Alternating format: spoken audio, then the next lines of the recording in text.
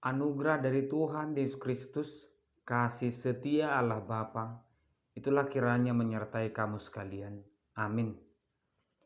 Firman Tuhan di pagi hari ini tertulis di Lukas pasal 6 ayat 27 sampai 28. Tetapi kepada kamu yang mendengarkan aku berkata, kasihilah musuhmu, berbuatlah baik kepada orang yang membenci kamu, mintalah berkat bagi orang yang mengutuk kamu, berdoalah bagi orang yang mencaci kamu. Demikian pembacaan firman Tuhan. Selamat pagi dan salam sejahtera untuk kita semua. Bapak Ibu saudara terkasih, Yesus selalu mengajarkan kepada setiap orang percaya, kepada pengikutnya, untuk mematuhi pemerintah yang di atasnya. Demikian juga dalam surat Roma atau Yeremia, setiap orang Kristen haruslah mendoakan pemimpinnya. Mau seperti apa dia memimpin, suka atau tidak suka. Yang paling mendasar, Yesus mengajarkan kita untuk patuh kepada pemimpin yang di atasnya, mendoakannya dan mendukungnya untuk kebaikan kepemimpinannya. Demikianlah ternyata kehidupan orang Kristen itu memang harus betul-betul memiliki kepatuhan, baik dalam organisasi ataupun dalam daerah. Contohnya, seorang bawahan tentu tidak akan mungkin mengambil sikap yang berbeda atau yang bertentangan dengan pimpinannya. Kita mungkin mengatakan, pimpinanku mengatakan A, tapi aku mau mengatakan B atau C. Tentu kita akan dihukum atau mungkin dikeluarkan. Itulah kepatuhan dalam organisasi. Dalam daerah, ketika kita masuk ke dalam sebuah daerah, mungkin kita akan mengatakan berbeda aturannya di sini dengan di daerah saya. Mungkin itu kenyataan yang harus kita hadapi dan kita harus patuh kepada aturan yang berlaku di daerah itu. Kita tidak boleh menganggap di daerah kami tidak seperti itu, tetapi di mana kita berada, di mana kita berdiri, patuhilah aturan yang berlaku. Demikianlah kehidupan orang Kristen itu betul-betul mematuhi aturan yang berlaku, mematuhi pemimpin yang di atasnya. Ternyata ini juga tidak hanya berlaku tentang aturan yang ada di dunia, tentang iman juga manusia sama. Orang percaya tidak akan mungkin berbeda sikapnya dari yang dia percayai. Jika kita mengatakan kita percaya kepada Yesus Kristus, maka sikap kita tidak boleh berbeda, harus sama.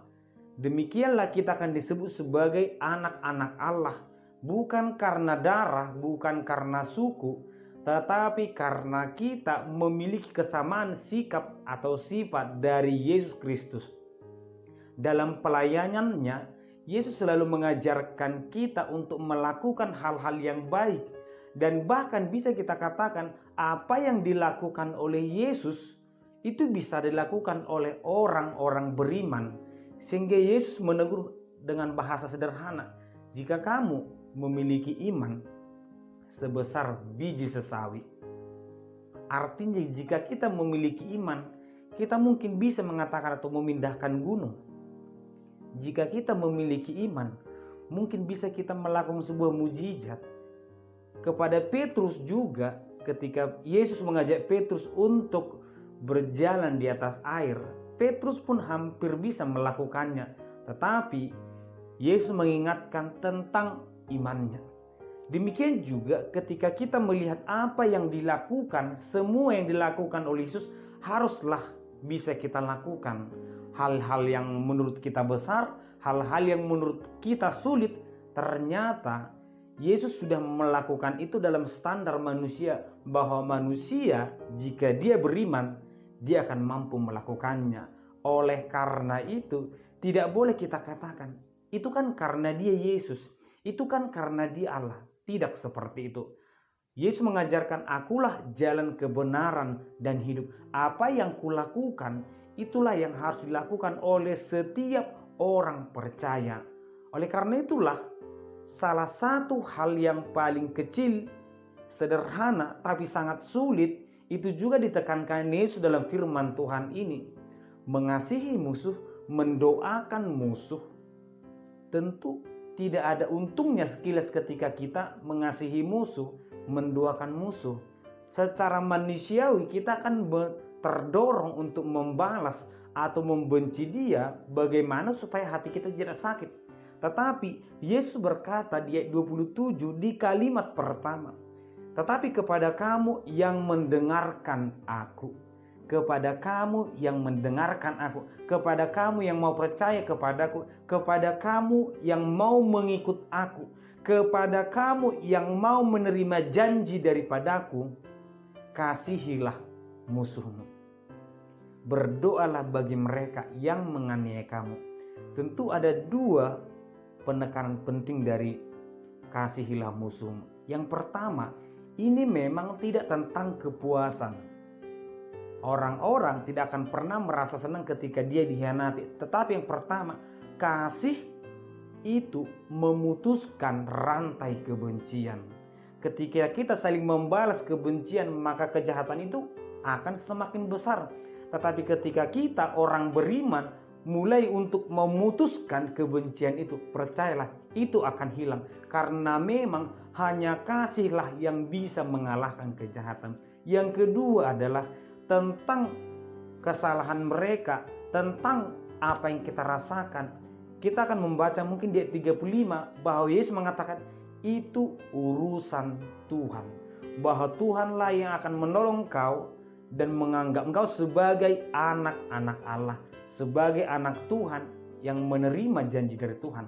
Tapi bagi mereka yang tidak mensyukuri kasih yang mereka terima ataupun yang tidak menghargai karunia Tuhan, biarlah itu urusan Tuhan. Bapak Ibu saudara terkasih, ternyata yang dibicarakan oleh Yesus ini memang hal yang sulit, tetapi bagi orang beriman ini bukan hal yang sulit.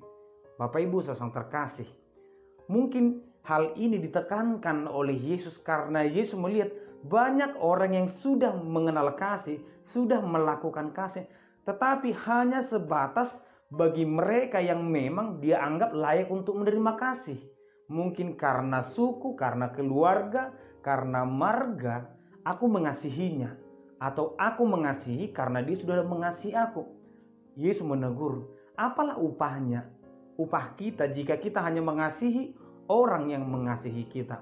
Tetapi upahmu besar di surga jika kamu mengasihi orang yang membencimu. Apakah itu sulit? Jika di dalam Tuhan, di dalam Kristus tidak ada yang sulit.